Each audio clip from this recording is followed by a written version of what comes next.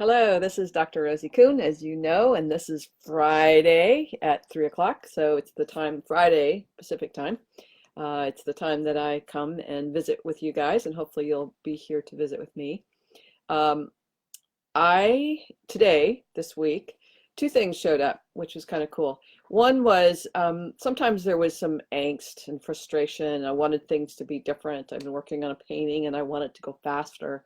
And this voice comes in, it just says, let it be, let it be. And it reminds me of the song Paul McCartney sang, Let It Be.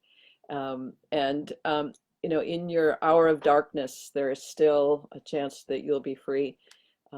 Smile until tomorrow, I think it is, let it be. So that has been a lovely, sweet voice in my head that's kept me calmer and more present, more connected in the moment than I have, I've been in a long time in terms of the consistency, the sustainability. And an element of that, I think, that makes it happen, whether I'm in doing my podcasts or writing or painting or doing my coaching, is the place of being in the moment and being with what is, as opposed to uh, expecting, anticipating, focused on something other than the now. And you hear this all the time in spiritual principles and spiritual writings and stuff, that all there is the now. All there is this present moment. And the more that you can be present and bring your presence to this moment, the more life shows up in a great way. And I've found that in many elements of my life, and that's what this is about. These Friday feasts is to share with you, what's occurring in the writing and the podcast and those places where I'm learning and stretching myself, and and also in terms of my coaching. I find that I've been coaching for 20 years, and I'm still learning something with every single client, and there's an intention in that. And so it's good to keep clear about what that is. In the book Oneness, which I read all the time and I mention to you all the time, it says, what is your purest intent? It asks it almost in every chapter, not quite, but enough that you get the importance of knowing what your purest intent is. My vision statement, which I think is my purest intent, is the fulfillment of the human spirit, the fulfillment of my human spirit. And what does that actually mean to me? Or what does it mean to you? My purest intent is to experience peace all the time, and in a sense, limit the degree to which I am not in alignment with my highest truth, my highest knowing, and being in a state of peace. So that state of peace is a nice place, and I want to be there no matter if I'm speaking to you like I am now, or whether I'm writing, whether I'm doing a podcast, or whether I'm painting, whether I'm with my client. I want that sense of peace, and that the expression of me comes through that place of peace, as opposed to that I'm trying to get something. I think that's the opposite, the juxtaposition of this place of peace, is that I'm trying to get something. So today I'm working on a really cool painting. My neighbors have a little goat farm and some chickens, and so they asked me to paint a sign for the road that will have goats and chickens on it, and I'm working on it. And the more that I'm able to just be with what is in the moment and not try to make something, even though I'm creating this painting, it's happening. And I'm shocked, I'm surprised. I think you heard me say that last week. I do a painting and I'm in awe, not because of a talent that I have, but something happens while I'm being present, and this chicken shows up or these goats show up. It happens in my writing.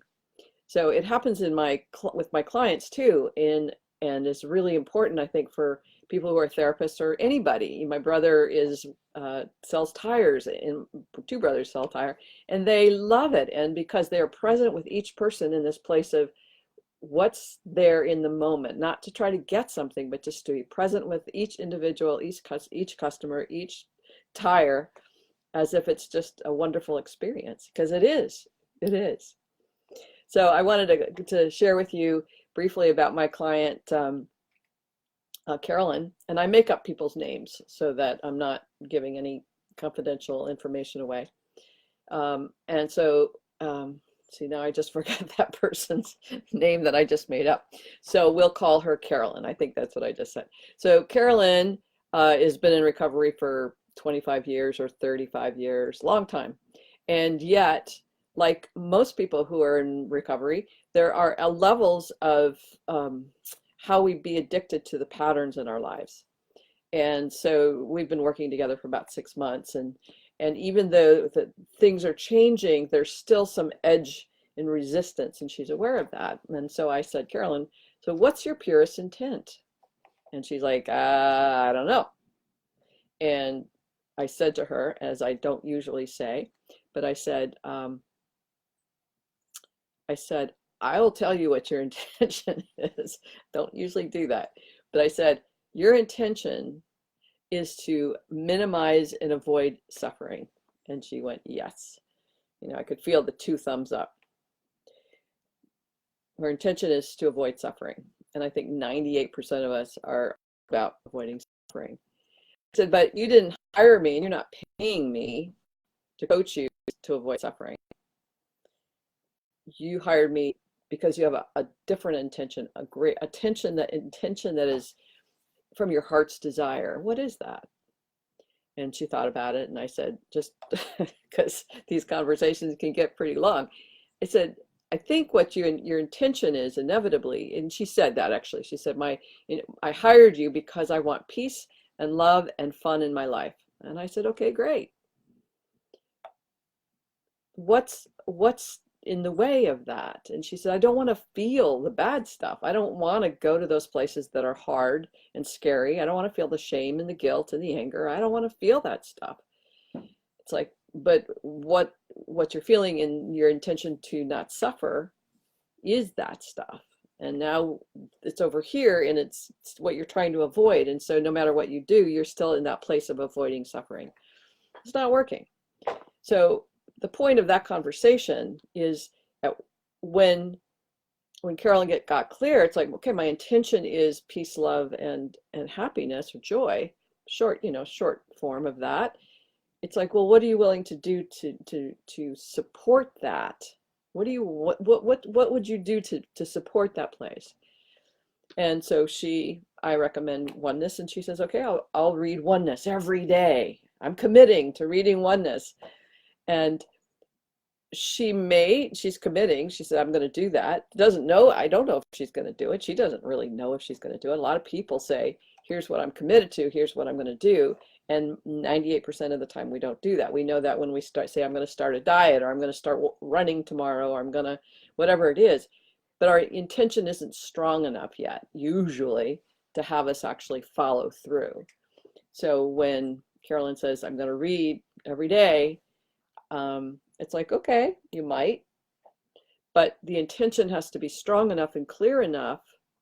And in a sense, the intention to have peace has to be greater than the intention to avoid suffering. We have to look at that all the time. It's a big thing for me with my clients. It's always like, here's what you say you're committed to, and here's what your underlying commitment is your intention to avoid suffering. So we're always looking at the 2 of them. So that's probably enough about that. But that place of knowing your intention can then allow whatever you're doing, this is Gracie, my sweetie pie, allow anything that you're doing to be in alignment with your intention, your highest intention, or it's in alignment with your unconscious, unspoken commitment.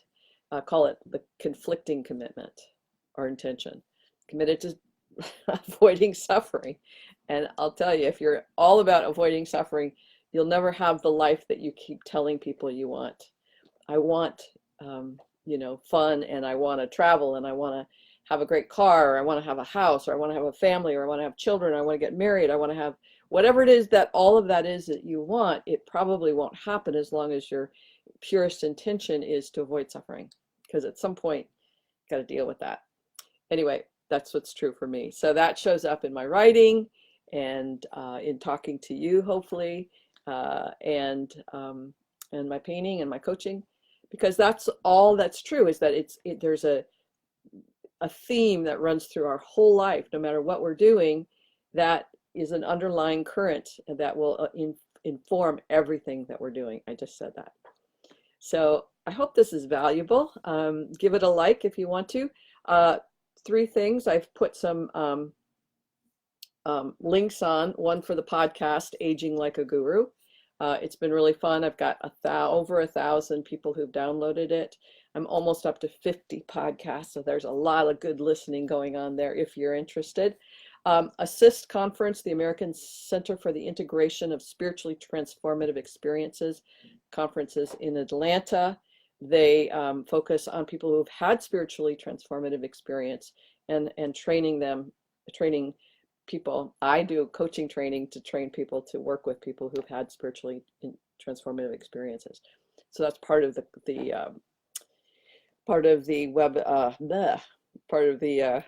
conference. It's going to be in Atlanta in November. So put the link there.